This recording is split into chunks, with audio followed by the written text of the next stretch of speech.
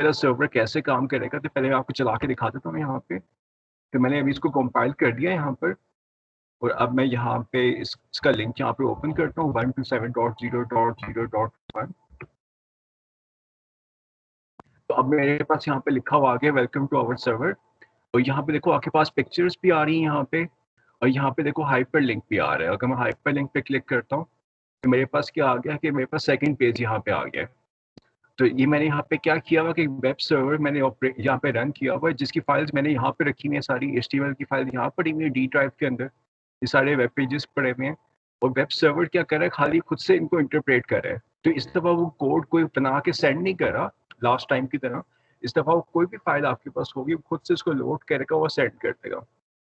तो हम देखते हैं कि इसकी एनाटमी क्या है यहाँ पे इस दफ़ा, क्या किस तरीके से काम कर रहा है यहाँ पे, उसको तो हम यहाँ पर एक्सप्लोर करते हैं। अच्छा, मैं वेब सर्वर के ऊपर दिखा देता हूँ आपको, तो आप देखो कि हमें वेब सर्वर पे यही कमेंट्स रिसीव हुई थी कि जब मैंने यहाँ पे चीज़ें क्लिक की हैं, जब मैंने मेन पेज खोला है तो उसने क्या मुझे सेंड किया, गेट खाली स्लैश सेंड किया मुझे, यानी कि मेन पेज मांग रहा है। और उसके बाद उसने क्या सेंड किया, गेट स्लैश pen.jpg। अच्छा, इसका क्या मतलब है, इसका मतलब है कि इस वेब पेज के अंदर एक इमेज फाइल थी, तो वो रिक्वेस्ट करे कि इमेज फाइल भी मुझे सेंड करो। तो अगर मैं वापस आता हूँ वहाँ पे, अगर मैं पीछे करता हूँ तो दोबारा से आपके पास वो पेज आ गया यहाँ पे। इसको अगर रिफ्रेश करता हूँ, देखो आपके पास क्या आ रहा है, गेट स्लैश, पहले उसने मेन पेज मांगा है, फिर pen.jpg फाइल मांगी है। इसका मतलब है ये जो आपके पास इमेज फाइल है यहाँ पे, अगर मैं इसको ओपन इन न्यू टैब करूँ तो ये pen.jpg के नाम से ओपन हो जाती है यहाँ पे। तो बेसिकली ये फाइल उसने रिक्वेस्ट की हुई है यहाँ पे। तो इसका मतलब सर्वर का फॉर्मेट क्या है कि आपके पास इस फॉर्मेट में कमेंट्स आया करेंगी, गेट स्लैश कोई फाइल का नाम होगा, और फिर सर्वर ने वो वाली फाइल सेंड करनी होगी। तो अभी तक हम यहाँ पे पहुंच गए। अच्छा, अब जरा आप लोग बताओ कि एक नॉर्मल टेक्स्ट फाइल में और एक इमेज फाइल में बेसिकली क्या फ़र्क होता है? पहले यहाँ पे हम एक तरफ से टेक्स्ट फाइलें भेज रहे हैं, जब .htm फाइल की बात करते हैं, बेसिकली नोटपैड में बनाई है आपने वो फाइल, तो इतना की टेक्स्ट फाइल है वो। लेकिन इसके कंट्रास्ट में अगर हम जेपीजी की फाइल की बात करें, तो क्या उसको भी हम टेक्स्ट फाइल कह सकते हैं या वो डिफरेंट किस्म की फाइल होगी? इसके बारे में क्या कहोगे आप लोग? सर वो उसमें वो फाइल जैसी भी हो, लेकिन उसमें डाटा तो इमेज का डाटा होगा ना, मतलब वैल्यूज होंगी उसके पिक्सेल्स की। जी जी, लेकिन नोटपैड की फाइल में भी तो वही होगा। वो मैट्रिक्स फॉर्म में नहीं होगा सर? हाँ, वो मैट्रिक्स फॉर्म में होगा ना। जी जी, चले हम ऐसा देखते हैं कि इसका मतलब क्या है। इसका मतलब कि दो तरह की फाइल्स होती हैं, एक होती है टेक्स्ट फाइल्स और एक होता है बाइनरी फाइल्स। ये नाम आपने शायद मे भी सुना हो। एक टेक्स्ट फाइल्स होती हैं, बाइनरी फाइल्स होती हैं। टेक्स्ट फाइल्स में कैसे आपके पास डेटा होता है कि फॉर एग्जाम्पल टेक्स्ट फाइल में मैंने अगर सेंड लिखा है, अगर मैंने हेलो लिखा है और अगर मैं एंटर प्रेस करता हूँ तो उसका मतलब क्या होता है, उसका जब मैंने एंटर प्रेस किया तो उसका मतलब कि मैंने हेलो के बाद यहाँ पे क्या ऐड किया हुआ है, स्लैश एन यहाँ पे ऐड किया हुआ है, यानी कि क्या कहते हैं उसको, न्यू लाइन करेक्ट है। एग्जैक्टली। लेकिन बाइनरी फाइल में क्या होगा, बाइनरी फाइल में ऐसा नहीं होता, उसमें कोई फिक्स फॉर्मेट होगा, आपके पास कोई भी कैरेक्टर्स आ सकते हैं यहाँ पे, जैसे आपके पास कोई भी रैंडम कैरेक्टर्स आ सकते हैं। तो वहाँ पे आपके पास कोई न्यू लाइन वाली चीज़ नहीं होती, वो आपके पास डेटा बाइनरी फॉर्म में आ ही जा रहा है। लेकिन टेक्स्ट में हो सकता है कि आप फर्स्ट लाइन रीड करोगे तो वो आपको 5 कैरेक्टर्स मिलेंगे, सेकंड करोगे तो आपको 2 कैरेक्टर्स मिलेंगे। लेकिन बाइनरी में क्या होगा कि आपके पास कंटिन्यूसली डेटा आता रहेगा। तो सपोज करो कि अगर मैं कोई बाइनरी फाइल ओपन करता हूँ यहाँ पर, अगर मैं यहाँ पे इमेज फाइल ओपन करता हूँ,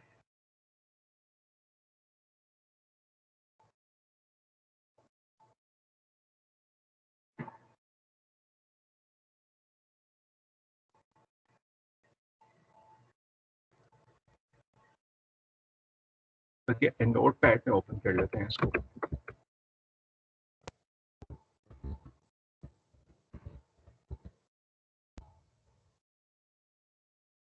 कि मैंने बाइनरी फाइल ओपन की तो इस तरह का डेटा यहाँ पे आ रहा है मेरे पास, कि इसके अंदर कोई इसके अंदर प्रॉपर कोई टेक्स्ट वाला फॉर्मेट नहीं है, इसके अंदर रैंडमली आपके पास हर तरह के कैरेक्टर्स आ सकते हैं, कोई नीट एंड क्लीन लाइंस नहीं बनती यहाँ पे।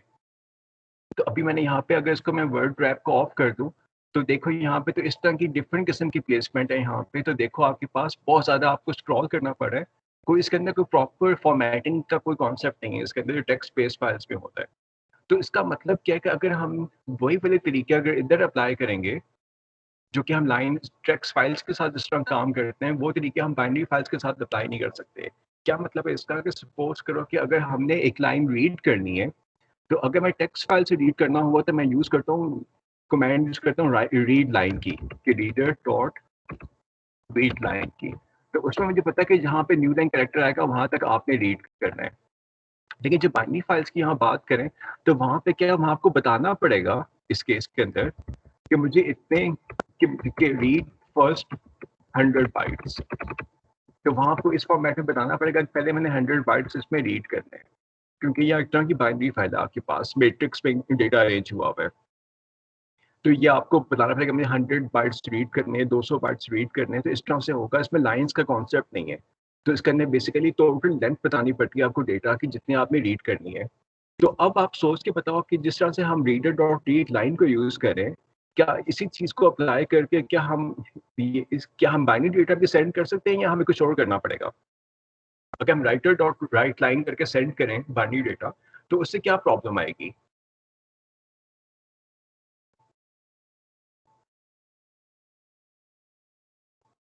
सर वो नई लाइन लिख देगा ना हर बार। जी, जी, बिल्कुल।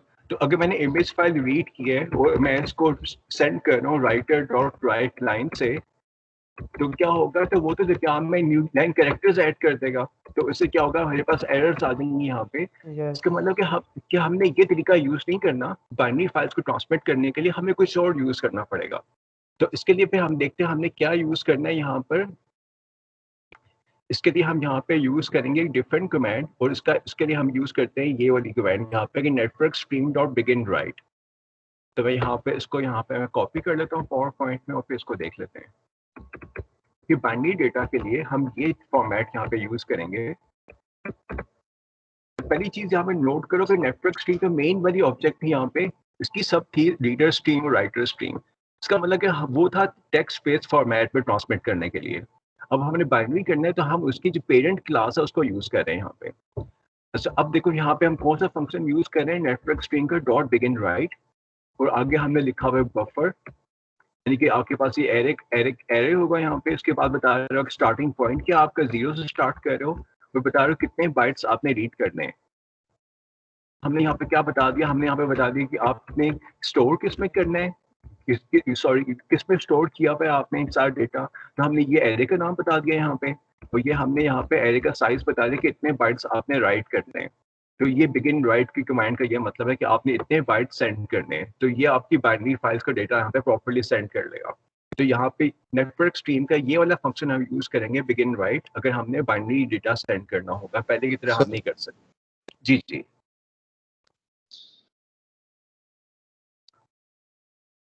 सर हमें ये सारे कोड्स याद करने पड़ेंगे?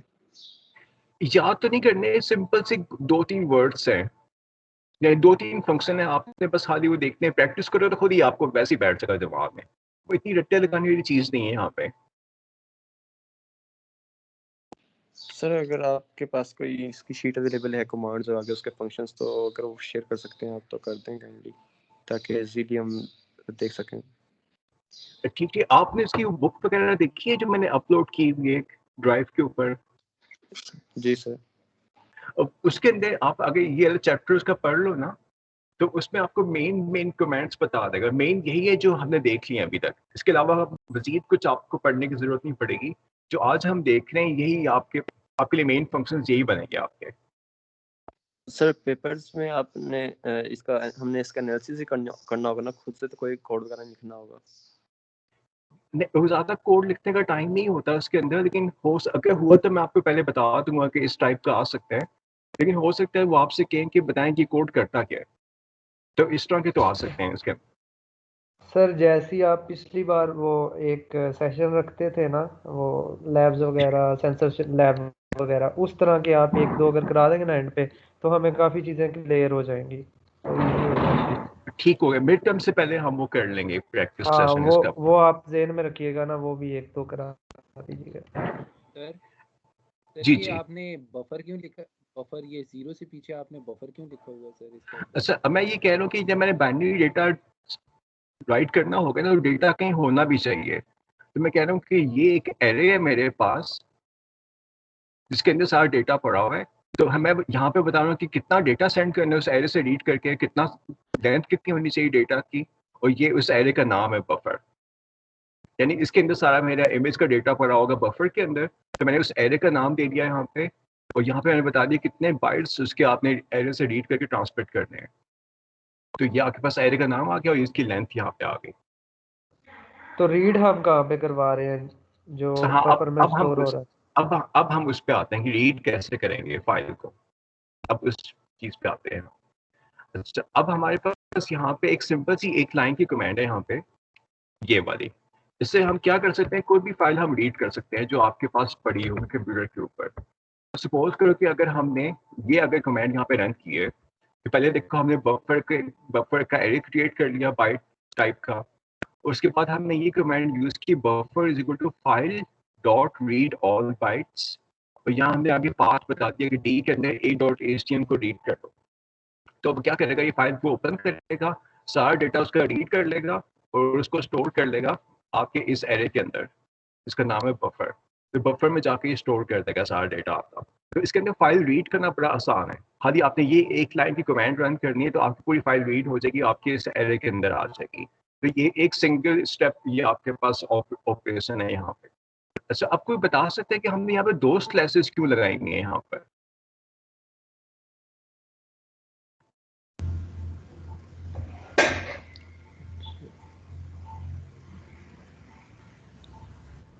अच्छा, आप लोगों को याद होगा जब स्लैश एन का वो खास मतलब होता है, न्यू लाइन की इक्वल होता है ये। Yes sir.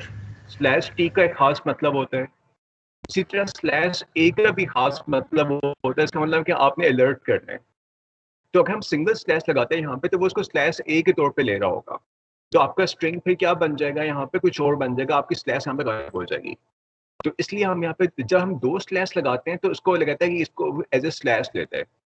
तो अगर आपने एक सिंगल स्लैश एक्चुअली अगर आपको चाहिए हो स्ट्रिंग के अंदर, तो हमें दो दफ़ा लिखनी पड़ती है, क्योंकि ये सिंटेक्स हमारे हाथ चल रहे हैं कि स्लैश एन का कोई मतलब, स्लैश एक्स का कोई मतलब होता है।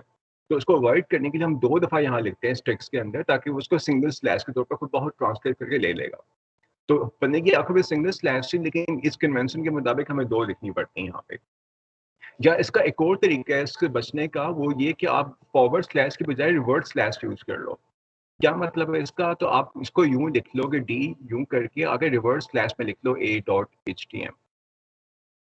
अगर यूं करोगे तो फिर आपके पास प्रॉब्लम नहीं है, आपने खाली सिंगल यूज करनी है यहाँ पे। तो या तो आप रिवर्स बैक स्लैश यूज कर लो यहाँ पे, या फॉरवर्ड करनी तो आपको दो दफा लिखनी पड़ेगी। तो ये यहाँ पे सिंटेक्स है इसका। जी, क्लियर हो गया सबको ये? Yes sir. ठीक हो गया, सही। अच्छा, अब अगला स्टेप आता है हमारे पास, जो कि हमने देखा भी था पहले, कि जब आपके पास सर्वर के पास जब कमेंट्स आती हैं, जब हम क्रोम में वेब पेज खोलते हैं तो आपके पास इस तरह का फॉर्मेट आ रहा होगा जो कि हमने यहाँ पे देखा है। तो इस फॉर्मेट के मुताबिक यहाँ पे क्या हो रहा होता है, तो मैं यहाँ पे कॉपी पेस्ट कर लेता हूँ। तो सपोज करो कि आपके पास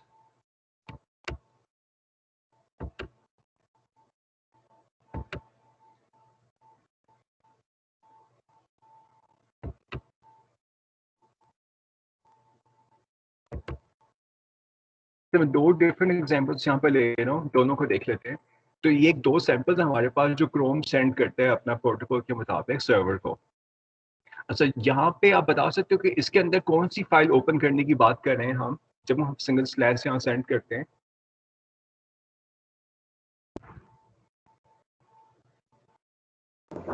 ये तो पेज की रिक्वेस्ट है ना? जी, ये जो होम वेब पेज पेज की है। रिक्वेस्ट है कि होम पेज जो है ना आपका बाय डिफॉल्ट वाला, वो वाला पेज हमें सेंड करें। और इस वाली कमांड में हम कौन सा पेज रिक्वेस्ट करें, हम कह रहे हैं कि जो आपका जो मेन डायरेक्टरी के अंदर जो hello.png वाली फाइल पड़ी हुई है वो आपने सेंड करनी है। तो ये दोनों के अंदर डिफरेंस होगा।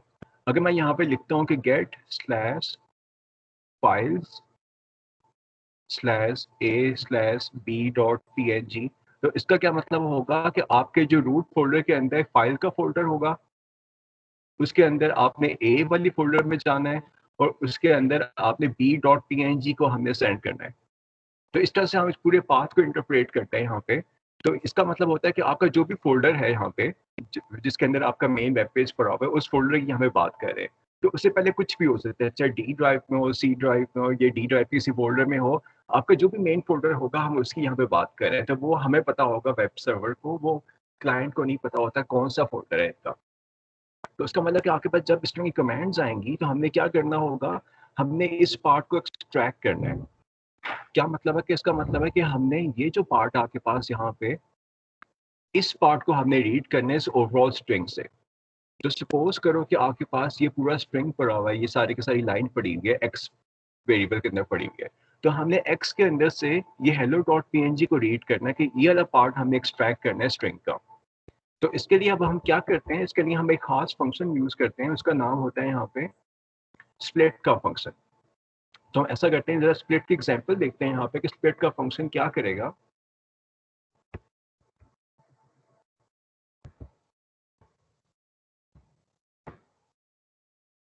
तो पहले एज्यूम करो कि हमारे पास एक टेम्प का वेरिएबल है, उसके अंदर ये वैल्यू पड़ी हुई है आपके पास कि टेम्प के अंदर गेट स्लैश फाइल नेम आगे http/1 पड़ा हुआ है। उसके बाद अगर हम जब ये वाली कमांड हम रन करेंगे, ये वाली कमांड की स्ट्रिंग p = temp.split, यानी कि यही जो वेरिएबल का नाम है यहीं पे आ जाएगा, डॉट स्प्लिट कर रहे हो, और यहाँ पे हम क्या लिख रहे हैं, यहाँ पे हम स्पेस दे रहे हैं सिंगल। तो इसका मतलब है कि आपने एक स्पेसिस के हिसाब से इसको डिफरेंट हिस्सों में स्प्लिट कर देना है, और आगे हम लिख रहे हैं 2 कैरेक्टर एरे। तो जब आप इस लाइन को रन करोगे तो इससे क्या होगा, उससे P0 के अंदर आपके पास आ जाएगा गेट आ जाएगा, P1 के अंदर आपके पास फाइल नेम आ जाएगा, और P2 के अंदर http/1.1 आ जाएगा। इसने कैसे किया है, क्योंकि यहाँ पे एक स्पेस हमने दी हुई है, एक स्पेस हमने यहाँ पे दी हुई है। तो उसने क्या किया है इसके मुताबिक, तो उसने कहा कि यहाँ पे इसको हम डाल देते हैं P0 के अंदर, ये हिस्सा आ जाएगा आपका P1 के अंदर, और ये हिस्सा आपका आ जाएगा P2 के अंदर। तो इस तरह से स्प्लिटिंग काम करती है यहाँ पे। तो आप एज्यूम अगर करोगे, हम स्पेस की जगह सर यहाँ पे स्लैश डाल देते हैं तो फिर ये स्लैशेस के मुताबिक ये हो जाना था ना जी स्प्लिट। जी जी, सपोज करो कि हमने यहाँ पे स्लैश लिखा हुआ है कोड के अंदर, तो अब आप बता सकते हो कि इसमें P0 में क्या चीज आएगी यहाँ पे। गेट आएगी जी, P0 में और आगे गेट आ एम्प्टी जाएगा, स्पेस हो। और उसके बाद फाइल नेम से लेके HTTP तक आएगा, और थर्ड के यस अंदर 1.1 आ जाएगा आपके पास। तो इसका मतलब है कि हमने स्प्लिट के अंदर डिफरेंट कैरेक्टर्स यूज करके यहाँ पे फाइल का नाम निकालना होता है। तो अब हमें समझ आ गई कि हमने कैसे यूज करना है, कि हमने यहाँ पे सिंपल क्या, या तो आप स्पेस लगा लो यहाँ पे, या आप यहाँ पर डिफरेंट किस्म की ये बेसिक बैक स्लैश यूज कर लो एक्सट्रैक्ट करने के लिए। अच्छा, अब हम जाते हैं, अब हम सारे कोड को यहाँ पे कंबाइन करते हैं और फिर देखते हैं कि हमारा सर्वर अब कैसे काम करेगा। तो आप देख लो यहाँ पे पुराना ये पहले वाला कोड वैसे का वैसे ही, इसमें कोई नई चीज नहीं है। जहाँ पे हमने रीड लाइन लिखा है, यहाँ से हम चेंज कर रहे हैं, सिर्फ ये वाला पार्ट हमने चेंज किया है। अच्छा, यहाँ पे हमने क्या किया कि जो लाइन हमने रीड की है टेम्प यहाँ पर, यानी कि जो गेट की कमांड हमें आई हुई है, यहाँ पे हमने स्पेस के हिसाब से उसको स्प्लिट कर दिया हुआ है। ठीक है, यानी कि हमने वही काम किया कि हमने एक सिंगल स्पेस लगा के इसको स्प्लिट कर दिया हुआ है। अच्छा अच्छा, जब हम इस पे जब लगाएंगे तो हमें किस वाले के अंदर फाइल का नाम मिलेगा, P0 के अंदर, कि P1 के अंदर, कि P2 के अंदर। P1 के अंदर। जी, P1 के अंदर। तो हम यही चीज यहाँ कोड में लिख रहे हैं अब, कि अब हमें पता है कि P1 के अंदर होगा, तो हमने यहाँ पे P1 को इक्वल कर दिया यहाँ पे टेम्प के, यानी कि P1 के अंदर आपको फाइल नेम मिल गया, तो आपने ओवरराइट कर दिया टेम्प को P1 से। फिर हम नीचे देखेंगे, अगर टेम्प के अंदर खाली एक स्लैश है, इसका मतलब वो आपसे होम पेज मांग रहा है। तो हम ऐसा करते हैं कि हमने खुद से डिसाइड कर लिया कि जो ये जो फाइल है आपकी a.htm यहाँ पे, ये आपका होम पेज होनी चाहिए। तो हमने कहा जब भी आपके पास खाली स्लैश का वर्ड आएगा तो आपने a.htm लेना है इसको।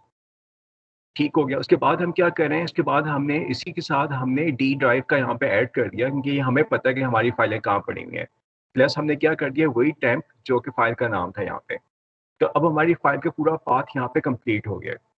नीचे हमने वही कमांड यूज की है रीड ऑल बाइट्स वाली, file dot read all bytes, उससे हमने पूरी फाइल रीड कर ली, सारा काम हमारा हो गया यहाँ पे। और उसके बाद हम क्या कर रहे हैं, नेटवर्क स्ट्रीम का जो हमने बाइनरी फाइल को सेंड करने की जो कमांड देखी थी ये सॉकेट्स के ऊपर, वो हमने यूज़ कर ली, तो हमने उठा के बफर पूरा हमने ट्रांसमिट कर दिया। उसके बाद हमने इसको क्लोज कर दिया। तो इसमें हमने कुछ भी नहीं किया, खाली हमने यहाँ से फाइल का नाम एक्सट्रैक्ट किया, उसके बाद वो वाली फाइल हमने रीड की है और उसके बाद वो वाली फाइल ट्रांसमिट कर दी है। तो ये हमने यहाँ पे स्टेप्स फॉलो किए हैं। अच्छा, उसके बाद हम इसको देखने के लिए ऐसा करते हैं कि हम यहाँ पर ये 2-3 वेब पेजेस बना लेते हैं अपने पास। तो हमने एक पहला पेज बना लिया a.html जो कि हमारा होम पेज है। तो उसका कोड हमारे पास, हमें नोटपैड में लिख के इसको यहाँ पे अपडेट कर दिया। तो ये हमारे पास कोड आ गया कि HTML आ गया, फिर हेड का टैग, फिर आपके पास यहाँ पे टाइटल आ जाएगा उसका, फिर इसमें लिख दो welcome to our server, you can do anything here. अच्छा, इसके बाद ये जो टैग है आपके पास, ये थोड़ा सा इंपॉर्टेंट है यहाँ पे, इसका तो फॉन्ट मैं बड़ा कर देता हूँ। ये जो टैग है आपके पास ए वाला, इसका मतलब क्या है कि आप यहाँ पे हाइपर लिंक ऐड कर रहे हो। तो यहाँ पे हम क्या कर रहे हैं, हम यहाँ पे next.html का यहाँ पर हाइपर लिंक डाल रहे हैं। अभी आप देखो, आपने ये ए का टैग क्लोज नहीं किया यहाँ पे, अभी ये चल रहा है। उसके बाद हमने यहाँ पे क्या लिखा है, इसको नेक्स्ट लाइन में लिख दिया, यहाँ पे नेक्स्ट का वर्ड हमने यहाँ पे लिख दिया है और इसके बाद हमने ए का टैग क्लोज कर दिया है। इसका मतलब क्या है कि ये जो आपके पास नेक्स्ट का जो वर्ड होगा, इसके ऊपर वो हाइपरलिंक बन जाएगा और जब हाइपरलिंक पे क्लिक करोगे तो क्या करेगा, और next.html फाइल को ओपन कर दिया करेगा। तो ये एक आपने हाइपरलिंक बना दिया यहाँ पे। फिर नीचे जाते हैं हम, यहाँ पे इमेज का टैग आ रहा है, तो क्या कर रहे हैं, इमेज की फाइल लोड करने की बात कर रहे हैं। तो हम दिख रहे हैं यहाँ पे image source is equal to यहाँ पे pen.jpg। तो आपने यहाँ पे इसी लाइन के अंदर आपने पूरा इमेज का पूरा पाथ बता दिया यहाँ पे, और इसके बाद आपने बॉडी को क्लोज कर दिया और यहाँ पे आपने HTML को क्लोज कर दिया। अच्छा, यहाँ पे इमेज को क्लोज करने की जरूरत नहीं है क्योंकि आपने इसके अंदर कंप्लीट इन्फॉर्मेशन दे दी हुई है, तो इसके बाद कुछ जरूरत नहीं कुछ मजीद लिखने की। तो हमने इसलिए इमेज को यहाँ पे क्लोज नहीं किया, तो यहीं पर इमेज क्लोज भी हो गया बस इसके अंदर। ये फाइल हमने यहाँ पे स्टोर कर दी है। इसका मतलब कि अब नेक्स्ट हमें क्या करना है, यहाँ पे pen.jpg वाली फाइल कॉपी करनी है। तो हमने यहाँ पे एक pen.jpg की फाइल बना दी यहाँ पर, और यहाँ पे दूसरा हमने next.html की फाइल बनानी है। तो फिर हम ऐसा करते हैं, next.html वाली फाइल ओपन करते हैं। तो ये आपके पास सेकंड फाइल यहाँ पे आ गई। अच्छा, अब ये फाइल क्या कह रही है, टाइटल इसका है वेब सर्वर, इसकी एक मास्टर हेडिंग है यू गॉट हियर, वो उसके बाद एक हाइपरलिंक आप ऐड कर रहे हो यहाँ पे। ये हाइपरलिंक पे क्या लिख दे रहे हो आप, खाली स्लैश दे रहे हो, यानी कि आप क्या कह रहे हो कि मेन आप होम पेज पे वापस जाओ। तो अब ये आपने हाइपरलिंक यहाँ पे ऐड कर दिया हुआ है, और इस हाइपरलिंक के दरमियान में हमने क्या किया, इमेज की हमें बात की है। तो इमेज का सोर्स बता दिया आपने hello.png। अच्छा, अब आप बता सकते हो कि इसमें हाइपरलिंक जो होगा क्या वो इमेज पे बनेगा या अलग से बनेगा, क्या इमेज ही हाइपरलिंक होगा यहाँ पे या हाइपरलिंक अलग होगा, इमेज डिफरेंट होगा यहाँ पे? सर वो क्लोज नहीं कर दिया सर आपने ऊपर वैसे हाइपरलिंक के आगे? जी हाँ, लेकिन मैं नीचे दोबारा से ए लिख दिया हुआ है यहाँ पर। ये देखो, मैंने यहाँ पे ए वाला टैग नीचे लिख दिया हुआ है। अगर मैं खाली ये लिखता फिर तो क्लोज हो गया होता, आपकी बात सही है, लेकिन मैं नीचे यहाँ पे क्लोज कर दिया हो, तो अब इसका क्या इफेक्ट आएगा?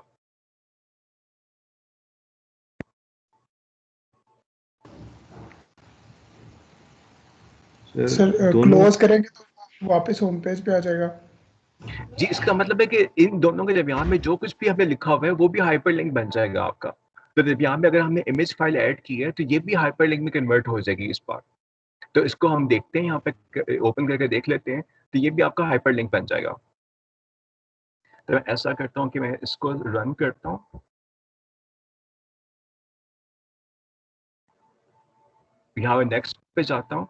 तो अब देखो, मैं जब इस पर माउस रखता हूँ तो ये हाइपरलिंक बन रहा है। यहाँ पे ऊपर रखा था नॉर्मल माउस से, जब हेलो के ऊपर रखता हूँ तो देखो ये हाइपरलिंक की तरह यहाँ पे एक्ट कर रहा है। तो इसमें क्या हुआ है कि इसमें पूरा इमेज ही आपका हाइपरलिंक बन गया हुआ है इस कोड के अंदर। तो ये यहाँ पे डिफरेंस है कि वापस से आपको मेन पेज पे ले आता है। जी, क्लियर हो गया यहाँ तक सबको? Yes sir. अच्छा, अब एक चीज़ की कमी रह गई जो कि हम अब उसको देखते हैं। यहाँ पे कमी किस चीज़ की रहेगी कि अब हम अभी तक हमने कोई इनपुट नहीं ली हुई। अगर हम चाहते हैं कोई नाम वगैरह लिख के सेंड करें सर्वर को, तो वो वाला काम हमने नहीं किया।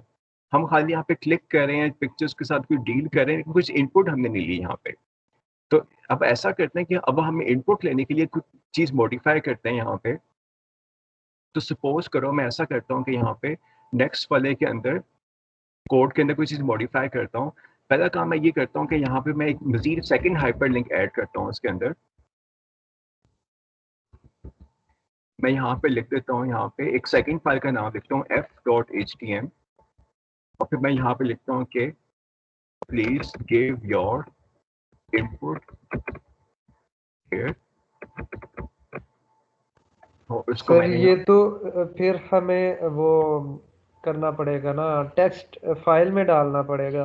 तो कोई जी ऐसा जी, तरीका नहीं हो सकता जिससे उसमें टेक्स्ट बॉक्स आ जाए हाँ वेब वो टेक्स्ट पेज बॉक्स पे? बनाने के लिए करने लगे ना, वो करने लगे हैं, वही काम कर रहे हैं। ओके, ठीक अभी है। मैंने फर्स्ट स्टेप में मैंने टेक्स्ट जो इनपुट वाले फॉर्म का ना लिंक मैंने बनाया यहाँ पे f.htm, यानी कि मैंने एक नया पेज बना रहा हूँ, उसको मैं लिंक भी करता जा रहा हूँ पुराने पेज के साथ। लिंक नहीं करेंगे तो मसला हो जाएगा, तो मैंने यहाँ पे लिंक डाल दिया कि please give your input here. अब जब इसको क्लिक करेंगे तो हमें इनपुट वाला यहाँ पे पेज बनाना है। अब हम इसके कोड को थोड़ा देखते हैं यहाँ पे, कि जब हमें इनपुट लेनी हो फिर हमें क्या करना होगा। अच्छा इस बार देखो हमने एक डिफरेंट किस्म का कोड यहाँ पे लिखा है।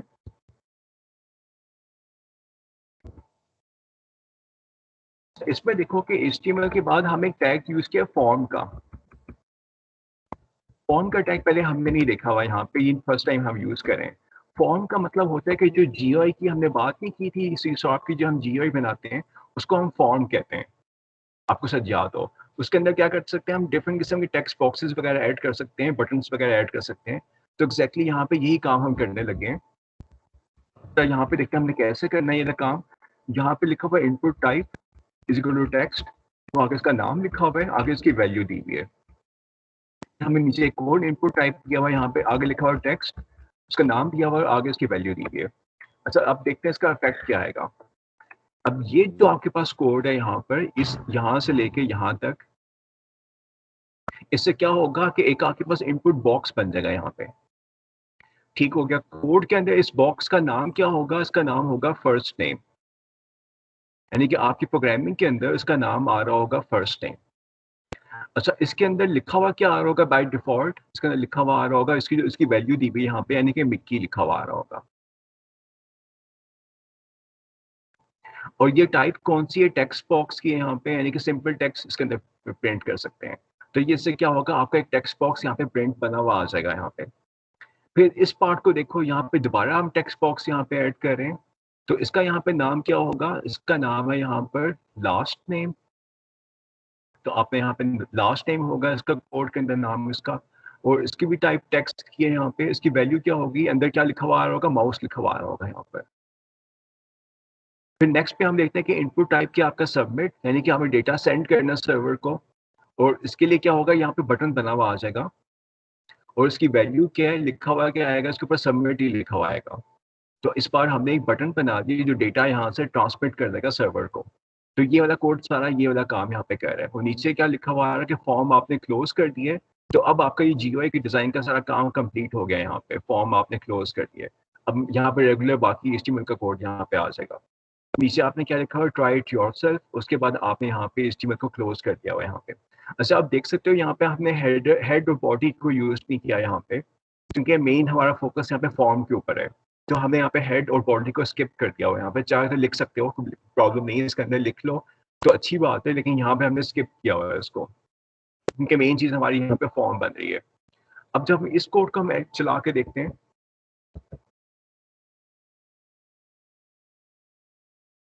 तो मैंने यहाँ पे एक फाइल बना दी f.htm के नाम से, और इसके अंदर मैंने यही वाला कोड यहाँ पे सारा लिख दिया। अच्छा अब मैं सर्वर को चलाता हूँ, और इस बार देखते हैं कि हमारे सर्वर पे क्या रिस्पॉन्स आता है यहाँ पे। तो मैं फर्स्ट पेज के ऊपर जाता हूँ पहले, तो मेरे पास इसका होम पेज खुल गया। अब मैं नेक्स्ट पे जाता हूँ, तो देखिए मेरे पास यहाँ पे लिखा हुआ है please give your input here.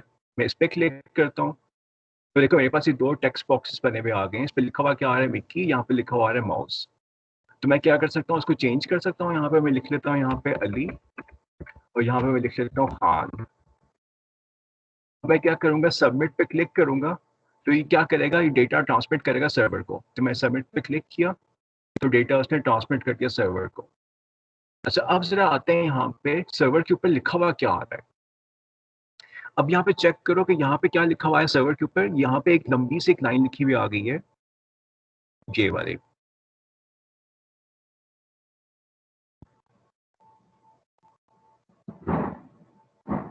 तो इसका मतलब क्या है? इसका मतलब है कि जब हम इस वाले पेज के साथ इंटरेक्ट करेंगे तो ये सर्वर को क्या सेंड करेगा?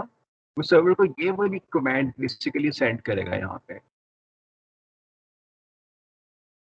ये यहाँ पे इस वाले गेट को यहाँ से यहाँ तक सेंड करेगा और इसको मैं यहाँ पे हाईलाइट कर लेता हूँ। ये वाली कमांड से सेंड की आउटपुट हमारे पास ये आ गई।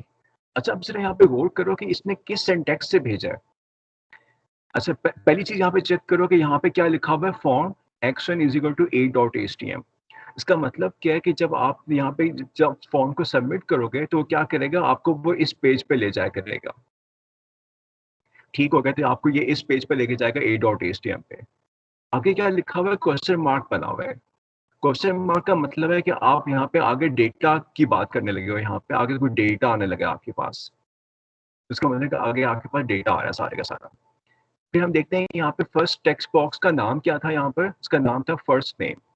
तो यहाँ पे क्या लिखा हुआ आ रहा है, फर्स्ट नेम, और आगे लिखा हुआ आ रहा है इक्वल टू के बाद क्या लिखा हुआ आ रहा है, अली, यानी कि जो इसके अंदर आपने टाइप किया है यहाँ पे वो चीज़ यहाँ पे लिखी हुई आ रही है, अली।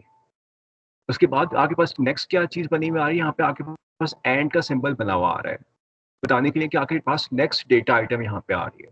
जब आपके पास नेक्स्ट टेक्स्ट बॉक्स का डेटा यहाँ पे आ रहा है, उसका नाम क्या था आपके पास, लास्ट नेम। तो यहाँ पे लास्ट नेम लिखा हुआ आ रहा है, वो आगे लिखा हुआ है इक्वल टू, यहाँ पर खान लिखा हुआ है। खान क्या था, जो आपने इसके अंदर लिखा था यहाँ पे, तो वो वाला यहाँ पे पार्ट यहाँ पे आ गया। तो इस तरह से आपके पास जब ये फॉर्म आप सबमिट किया करोगे तो आपके पास ये डेटा आएगा सर्वर के ऊपर। ठीक है, यहाँ तक क्लियर हो गया सबको?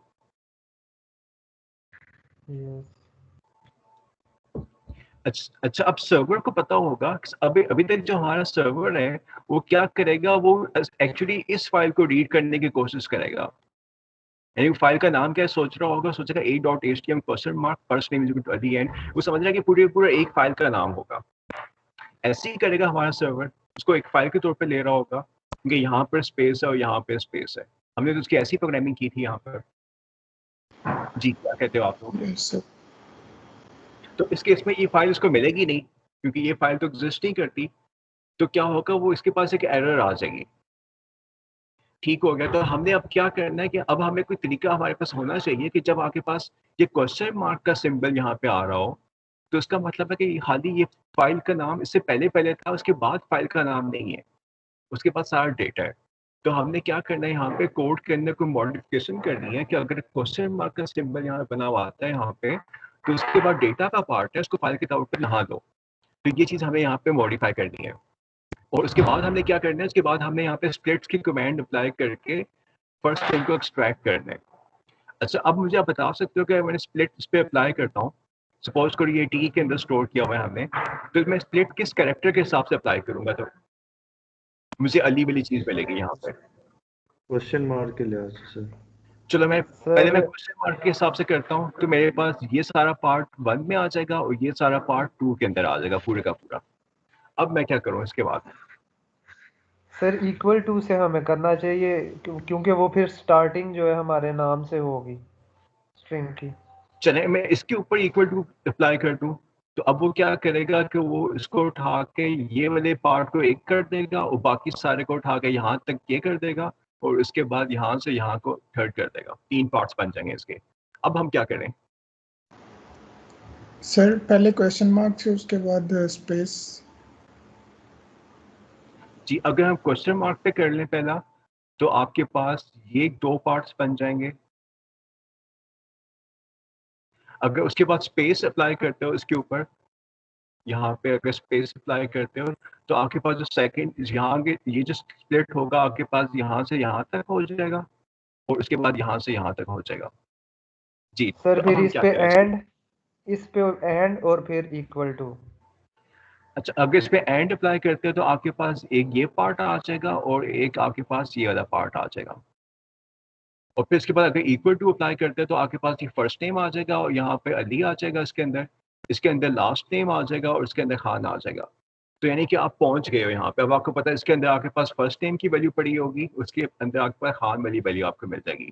तो इस तरह से हमने करना होगा कि हमने स्प्लिट वाले को बार बार अप्लाई करना है ताकि आप सही अपने डेटा तक पहुँच जाओ।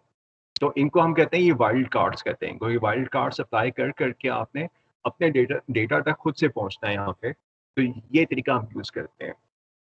तो इसका मतलब क्या, अब हमें क्या करना चाहिए कि हमें चाहिए कि अपने सर्वर को मॉडिफाई करें यहाँ पे, कि वो यहाँ पे ये वाला पार्ट रीड करें और बाकियों पे स्किप करते हैं यहाँ पे। तो हमें को ऐसा इसको मॉडिफाई करना है कि आपके पास वो इस तरह से इसके लिए प्रॉपर्ली यहाँ पे काम करें। अच्छा, एक दूसरा यहाँ पे मसला क्या है इसके अलावा, कि सपोज करो कि अभी ये सर्वर अगर हम रन कर रहे हैं यहाँ पे, और मैं कोई यहाँ पे कोई ऐसा वेब पेज लिखता हूँ, जो कोई ऐसी फाइल सेंड करता हूँ जो उसमें एग्जिस्ट नहीं करती। सपोज करो मैंने यहाँ पे लिखा हुआ है गेट के बाद यहाँ पर गेट hello1.png लिखा हुआ है, सेंड कर देता हूँ यहाँ पे। अगर वेब पेज ये सेंड करता है, ये फाइल अगर सर्वर पे एग्जिस्ट नहीं करती, तो सर्वर को क्या करना चाहिए?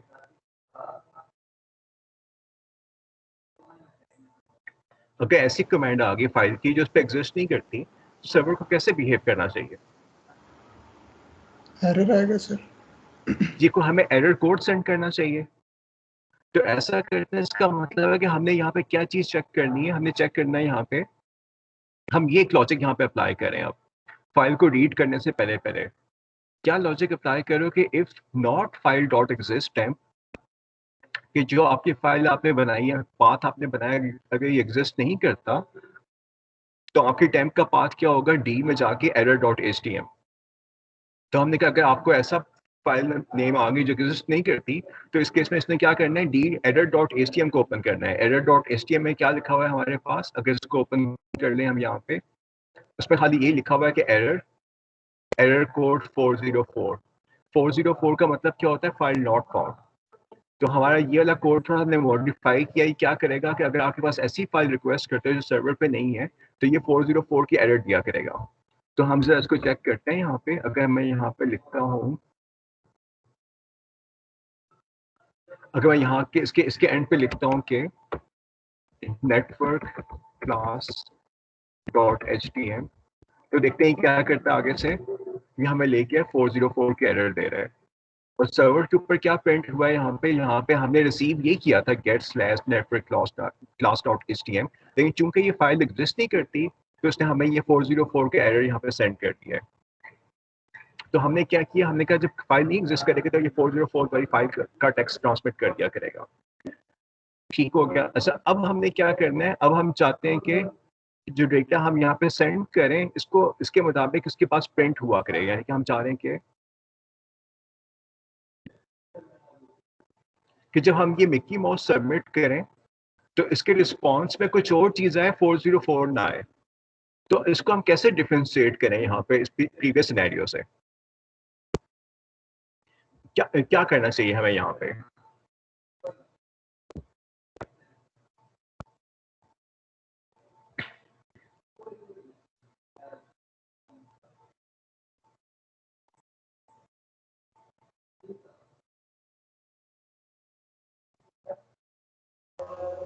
सर हम वो टेक्स्ट पे एक ही स्टेटमेंट लगा सकते हैं कि अगर उसमें ये है एरर 404, तो ये ना कंटिन्यू करें। अगर 404 का एरर क्या ना करें? सॉरी, फिर तो फायदा नहीं है ना टेक्स्ट एक्सट्रैक्ट करने का, नेम एक्सट्रैक्ट करने का, क्योंकि होना ही नहीं है। नहीं, अभी देखो, अभी हमने जो डेटा सेंड किया है ना, तो जब हमने डेटा सेंड किया है, तो उसने क्या किया, वो यहाँ पे ले आया इसको। उसने कहा ये फाइल एग्जिस्ट नहीं कर रही। अब इसको तो नहीं पता कि डेटा फाइल नहीं, डेटा था एक्चुअली इसके अंदर। डेटा को आपने अलग करना है, फाइल को फिर से अलग करना है। अब इस कोड को तो नहीं पता इस चीज का। तो अब इसको प्रॉब्लम को हम कैसे सॉल्व करें? क्योंकि ये फाइल का नाम वाकई एग्जिस्ट नहीं करता पूरी का पूरा, क्योंकि यहाँ पे स्पेस नहीं है, क्वेश्चन मार्क का साइन है यहाँ पे। तो ये प्रॉब्लम यहाँ पे आ गई है। तो अब हमें क्या करना चाहिए इसके लिए?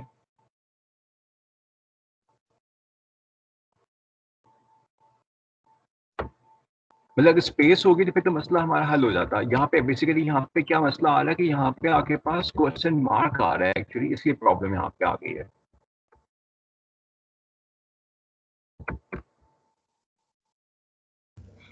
तो हम उसकी स्प्लिटिंग को चेंज कर देंगे ना, तो हम जी, तो क्या कर सकते हैं यहाँ पे?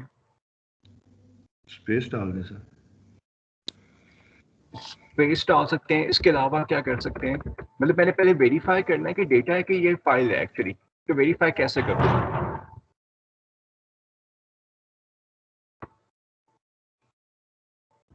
सर जैसे अगर वो स्लैश थी तो उससे फाइल का पता चलता था, तो अगर क्वेश्चन मार्क होगा तो वो फिर डेटा होगा ना?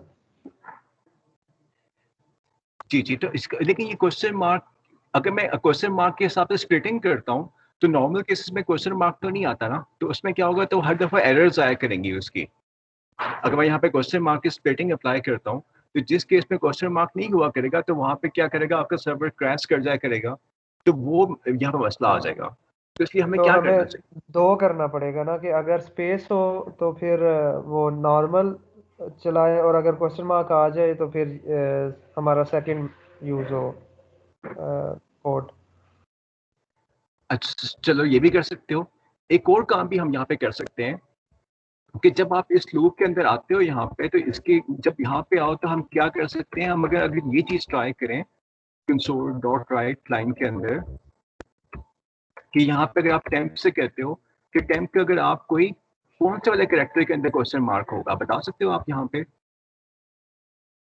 ये कौन सा कैरेक्टर होगा, first second third fourth fifth six seventh के अंदर क्वेश्चन मार्क आया करेगा। तो अगर हम सेवंथ वाले को चेक कर लें इसके अंदर कि सेवंथ वाले की वैल्यू क्या है, इसको हम यहाँ पे प्रिंट करवा लें।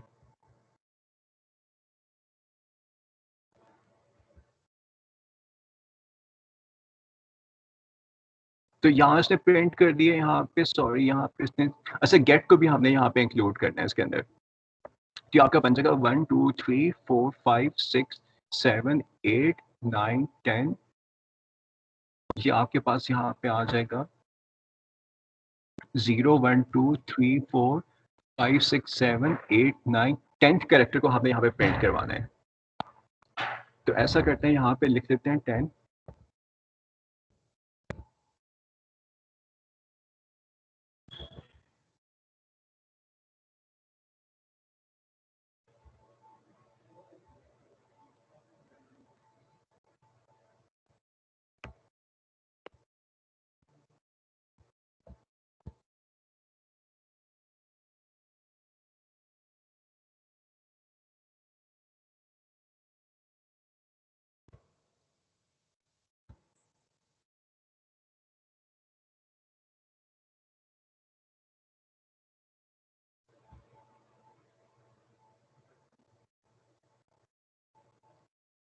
अब 20 ने आई कर दिया है, तो उसका मतलब कि हमें 8 वाला करना है इसको।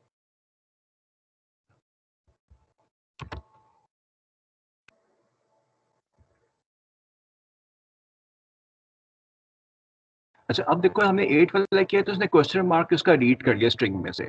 तो अब आप क्या लॉजिक बना सकते हो कि अगर ये वाला कैरेक्टर अगर क्वेश्चन मार्क की इक्वल आता है आपके पास, तो आपने क्या करना है, आपने इसको एज ए डेटा लेना है। और अगर क्वेश्चन मार्क नहीं है तो फिर एज ए फाइल आप जो कर रहे हो ठीक कर रहे हो।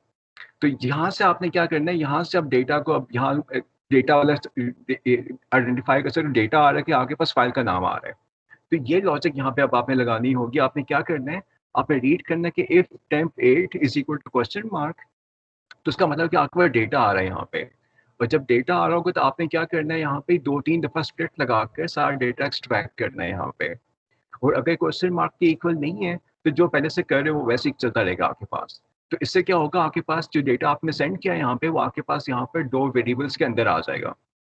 जी क्लियर हो गया सबको कैसे करना है आगे आपने काम? क्या आपने 8 कैरेक्टर्स का हमें रीड कर लिया? 8 कैरेक्टर कैसे बनेगा यहाँ पे, क्योंकि यहाँ पे अगर चेक करो यहाँ पे तो आपके पास ये 8 वैल्यू बनती है यहाँ पे। काउंटिंग अगर इसकी हम करें तो एग्जैक्टली उससे क्वेश्चन मार्क यहाँ पे बाहर आ जाएगा। और उसके बाद आप उसको वेरीफाई कर लो कि क्वेश्चन मार्क है या नहीं है, और उसके हिसाब से फिर आप यहाँ पे एक्ट कर सकते हो। तो इसके बाद आपने डेटा एक्सट्रैक्ट करना है, वरना आपने ये चीज़ें अप्लाई नहीं करनी नॉर्मल केस में। तो इस तरह से हमारे पास यहाँ पर डिफरेंट डेटा आ जाएगा सारे का सारा। जी क्लियर हो गया सबको? Yes sir. अच्छा अब यहाँ पे एक चीज़ अब आपने अग्री करनी है।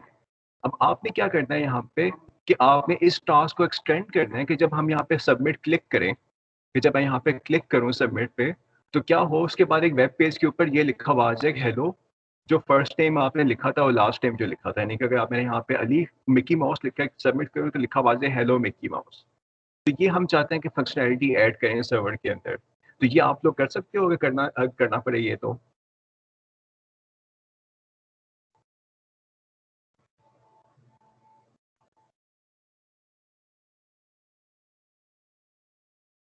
सर ट्राई कर सकते हैं। जी जी, आप लोग ट्राई करो इस चीज़ को, क्योंकि अगर ये स्टेप आपने बस आखिरी यहाँ पे रह गया हुआ है, बड़े आराम से कर लो, कोई मसला नहीं है इसके अंदर। अगर ना हो तो मुझे बताना। इसमें ये आखिरी स्टेप कर लोगे, इसका मतलब है कि आपके पास यहाँ पे सारे का सारा आपने इनपुट लेने का तरीका सीख लिया है।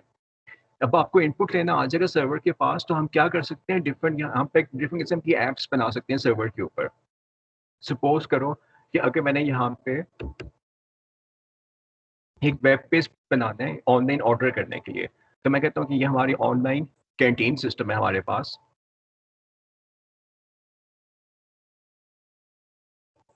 तो इसमें हमें क्या करना होगा, मे बी हम जाओ इस पेज के ऊपर, यहाँ पे लिखा हुआ है कि आपने कितने बर्गर्स ऑर्डर करने हैं, वो यहाँ पर लिखते हैं, और ये कितनी चाय आपने ऑर्डर करनी है यहाँ पे लिखने वगैरह वगैरह। और आखिर में आप अपना यहाँ पे सेल फोन नंबर लिख दो, टेक्स्ट बॉक्स के अंदर अपना नाम लिख दो यहाँ पे, और यहाँ पे सबमिट पे क्लिक कर दो। तो जब सबमिट पे क्लिक सर करेंगे आप तो क्या होगा, आगे काइंडली सॉरी सर, आप काइंडली ड्राइव का लिंक एक दफ़ा दोबारा पिन कर देंगे चैट्स में। आपको भेज देता हूँ ड्राइव का link. Thank you so much.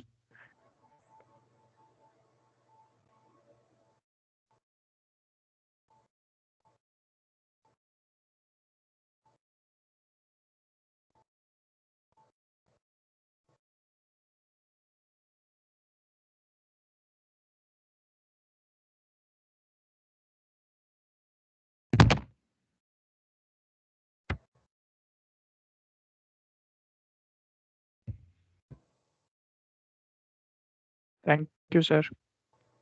अच्छा, अगर हमने कोई इस तरह के, अगर हमने ऑनलाइन ऑर्डर सिस्टम बना रहे हैं, कोई भी ऐप बना रहे हैं, या सपोज करो कि आपने कोई ऐप बनाई है, ये सिंपल सी ऐप देख लेते हैं कि हमने एक वेब पेज बनाया है। यहाँ पे टेक्स्ट बॉक्स में आता लिखा हुआ कि एंटर नंबर, कोई नंबर एंटर करें इसके अंदर, और फिर यहाँ पे बटन बना हुआ आएगा, और उसके बाद वो बताएगा कि this number is not a prime number, या लिखा हुआ है this number is a prime number. तो अब आप बता सकते हो कि ये ऐप कैसे बनेगी,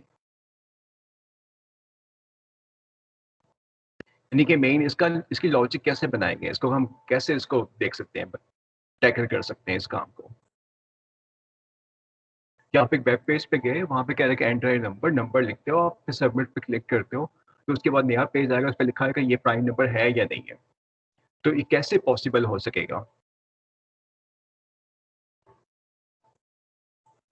फिर हम उसमें से नंबर एक्सट्रैक्ट करेंगे, उस पर कैलकुलेशन करेंगे जो हमारा एल्गोरिदम होता है प्राइम नंबर का, और फिर डिस्प्ले कर देंगे।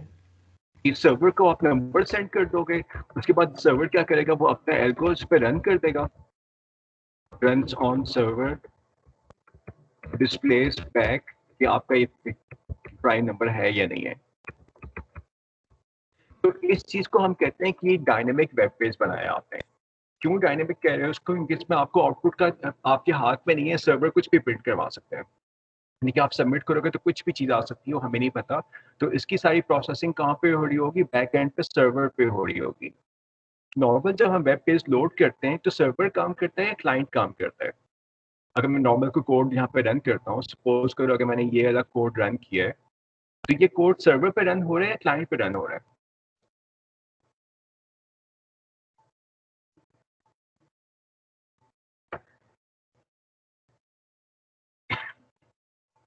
जी, सर क्या ये ख्याल है सर्वर आप? पे ही होगा ना?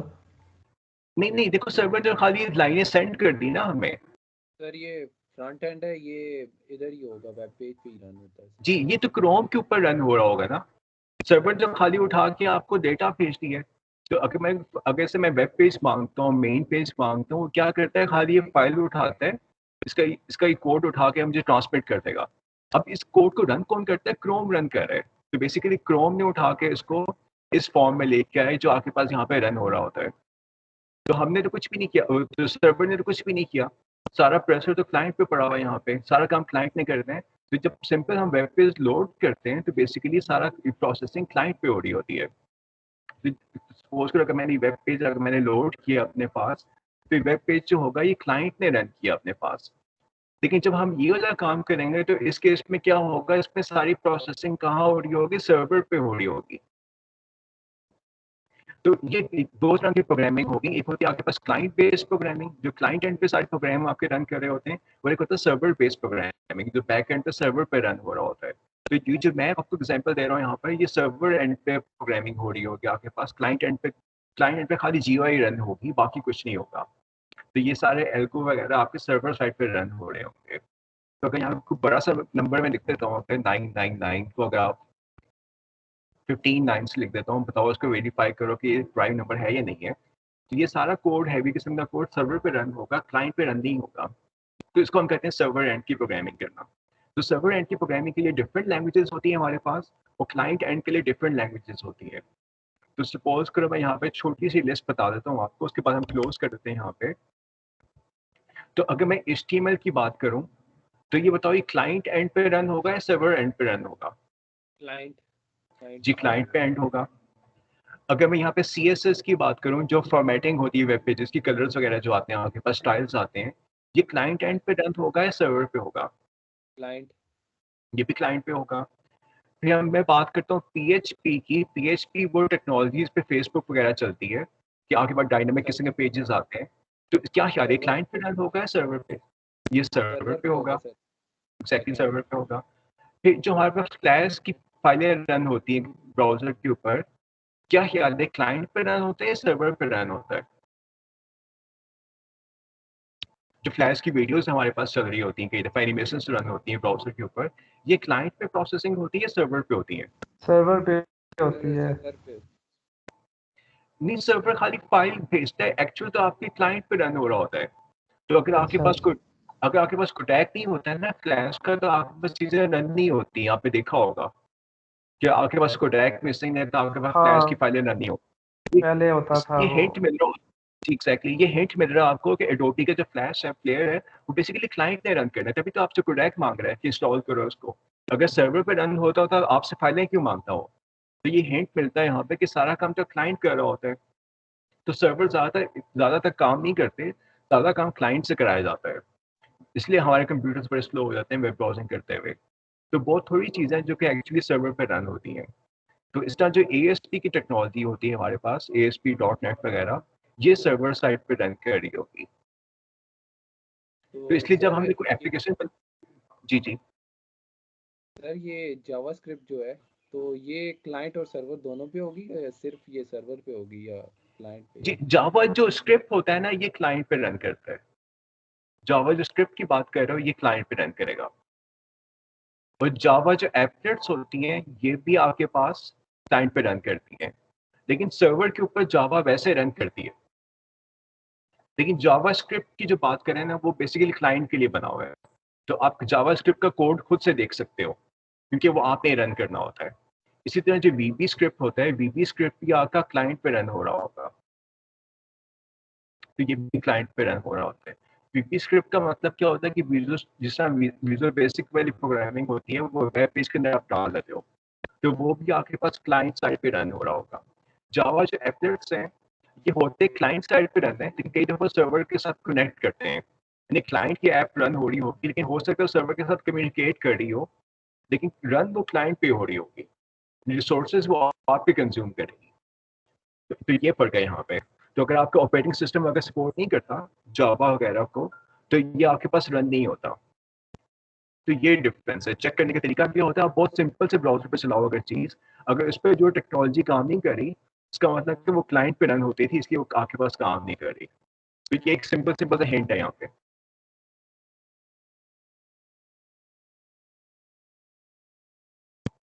जी, क्लियर हो गया सबको? किसी के क्वेश्चंस रहते हो तो पूछ लो आप।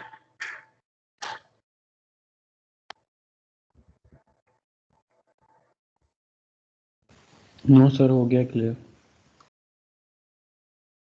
चलिए ठीक है, थैंक यू। तो आस्ता आस्ता हम अब ऐप्स बनाने वाली साइट पे जाना स्टार्ट करेंगे। तो हम डिफरेंट किस्म की ऐप्स बनाएंगे जो कि आप अपने घर के नेटवर्क पे होस्ट कर सकते हो, तो आपके सारे फैमिली मेम्बर्स एक्सेस कर सकेंगे आपकी वो ऐप्स को। तो अगर आप चाहो तो अगर स्टैटिक IP ले लो, तो आप पूरी दुनिया भर में उसको एडवर्टाइज भी कर सकते हो उन चीज़ों को। तो हम इस साइट में एक एक स्टेप लेके उस साइट पे जा रहे हैं। तो होपफुली साथ साथ परफॉर्म करते हैं, जो आज की चीज़ को जो आज हमने सीखा है उसको आप भी रन कर लो अपने पास, ताकि आपकी प्रैक्टिस रहे इस चीज़ के बारे में थोड़ी सी। तो होपफुली जो आपके जो प्रोजेक्ट्स होंगे इस सब्जेक्ट के, वो सारे इसी इसी चीज के ऊपर बेस करते हैं जो आज हमने काम किया है यहाँ पे। चलिए जी, thank you so much. Okay जी, अल्लाह हाफिज। अल्लाह हाफ़िज़ सर। ओके, अल्लाह हाफिज।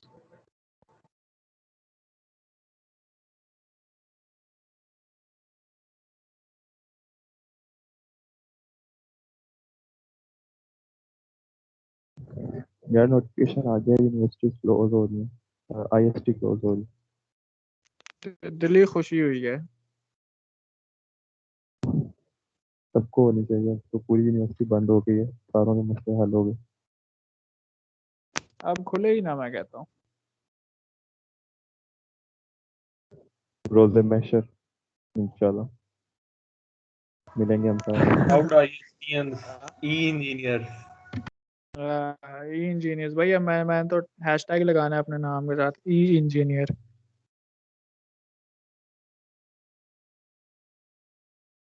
चलो सही है बॉयज, अल्लाह हाफ़िज़। अल्लाह हाफिज।